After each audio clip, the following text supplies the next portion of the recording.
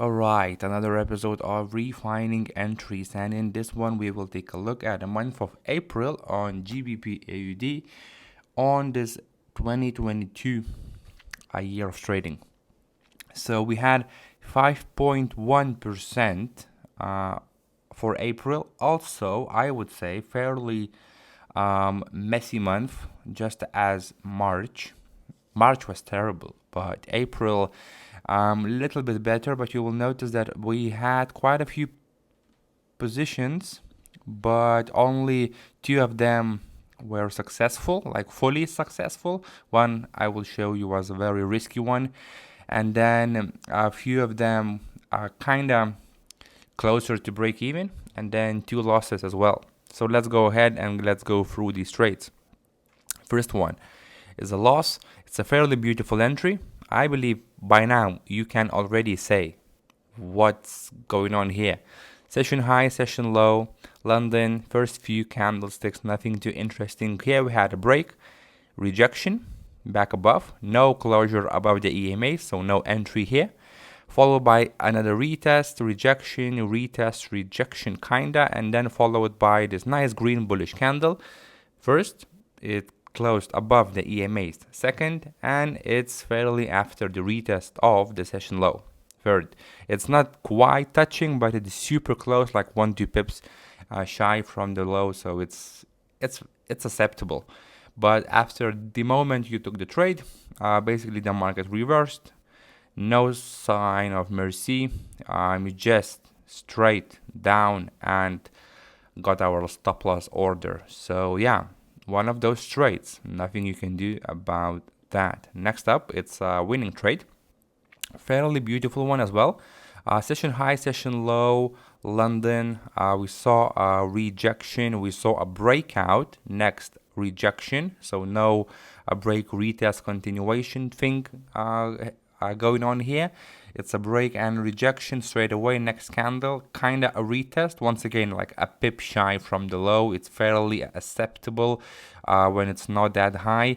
And then a nice strong bullish candle above the EMA. So fairly decent entry. Beautiful candle. So it went fairly slow, but fairly confident all the way to the take profit area and even beyond that. So it's a good one. Next up, it's I believe a break-even trade. Yeah, super messy as you can see. Once again, session high, session low right here. Haven't marked that because it doesn't make sense. At least for the beginning part of the London session. So whatever. Session high, we had London retest, breakout, rejection. This is a short candle right here. This one. Once again, strong. A nice strong red candle below the EMAs and after the rejection of the session high, beautiful, followed by some retest, rejection. This candle is also a good short signal, also good short candle, but this was the first one. That was a good one, so we took this. But as you can see, for the whole day, all the way till the last US session candle, it went sideways. So it was super boring trade. Next one is a loss. Yep, beautiful entry. Session high, session low, fairly active bearish Asian session. London, first few candlesticks, nothing too interesting. Then rejection, and a strong rejection. A nice strong bullish candle above the EMAs after the session low retest and rejection. Yeah. We took the long and once again straight away next candle, boom, rejection and eventually showing bearishness, and it took our stop loss. Happens sometimes, especially on these messy months.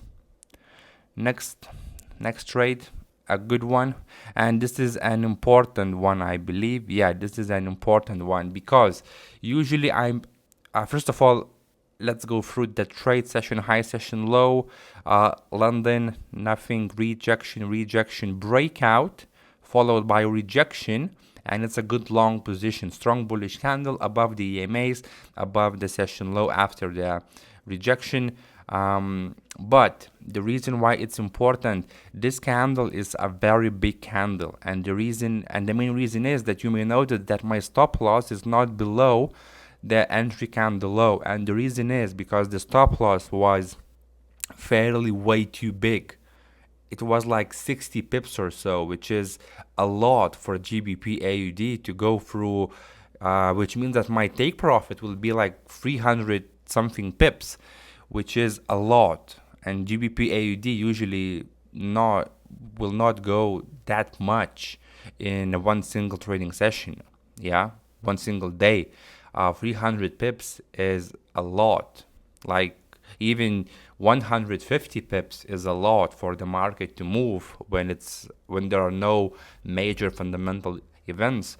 So that's why I had to make the stop loss just a bit lower. The reason is that's the entry point. So I made the stop loss just a bit below the session low, not the candle low, because then the stop loss is huge, which means that our take profit is 3 times as huge as our stop loss. So it's fairly impossible for the market to move that much in one single day if there is no fundamental events, like massive events happening. So this is why.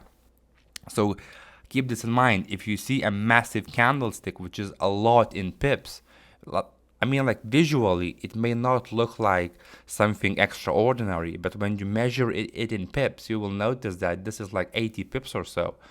Already this stop loss was, I believe, like 40 pips or so, which is decent, but the average stop loss for GA is usually like 27 pips, 25 pips or so. Yeah, so even this is twice as big as the average. So if I made the stop loss here, this would be like, I can't remember like exactly, but like 70 or 80 pips, which is way too much because our take profit is 3 times as much as our stop loss. So yeah, that's why I made the stop loss here. I mean, we were able to make it even right here, even a bit smaller still.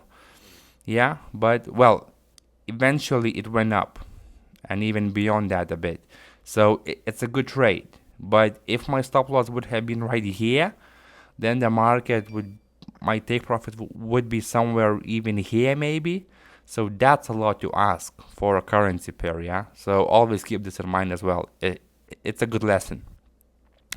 And the last one, this one. And right here also a fairly interesting thing, because here we were like 1 pip, maybe 2 pips shy from our stop loss. So in most brokers, I believe this would actually trigger the stop loss order, depending on the spread size, etc. Yeah, but well, a TradingView still kept the position going, so this is why I still marked this as a winning position, 1% profit, even though it went sideways exactly till the Asian session. But in most brokerage, this 1 pip, 2 pip shy from the stop loss usually will take the stop loss order. So it's a fairly controversial, yeah. I mean, some brokers may not, some brokers may trigger the stop loss. So, but it's just as a position, it was a very good short. Session low, session high. We had a break, followed by a few hours of us just messing around somewhere, followed by a retest. This candlestick, you may seem it as a long. I wouldn't. It's just a bit of a too small for like a convincing a long position. It's just, yeah, it's okay. It's back above the session low after the break retest. I would expect continuation. I mean, when you see this a break followed by immediate rejection, then yeah, it's a different thing. When you see a break, like 2 hours of consolidation, a retest, and these like smaller candlesticks, I'm not too convinced to go long. The momentum is not as strong as when you have a break followed by a straight up retest. Yeah. So, and in this case, I was right. We had another rejection candle, not below the EMA, so no short, followed by a beautiful candle, rejection of the session low after the break retest, also below the EMAs, and a fairly nice red candle. Yeah, we had nice body, nice rejection wick from the top, which means that the selling pressure was from here, pushing, and all the way pushed to form this body and left the wick. So we took a short here, and for the most part it's been annoying sideways momentum. But if we consider that we have this position still without this thing right here, then it's a fairly nice 1% profit. Yeah, and we had to close it manually because the position, we don't hold positions overnight, and if you do have an open position by the end of US session, you have to close it manually. Simple as that. So yeah, that's the month of April, 5.1%, fairly decent.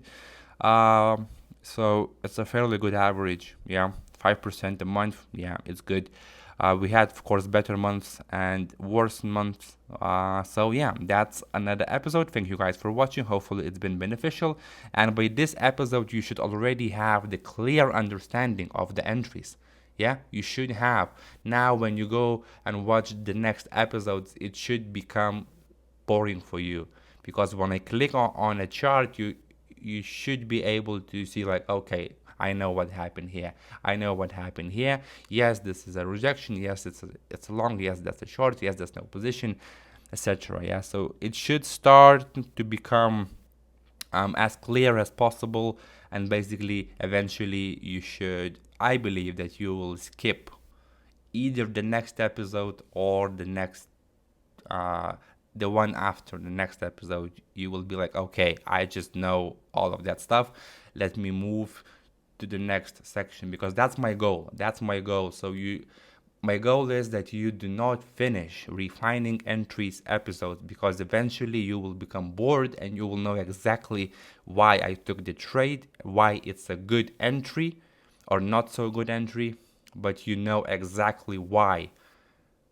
Yeah, the moment you reach that point, move forward, move on to the next section, and eventually when you finish the whole program, start your own backtesting, start your own trading. Yeah, so thank you guys for watching once again, and let's move on to the next video.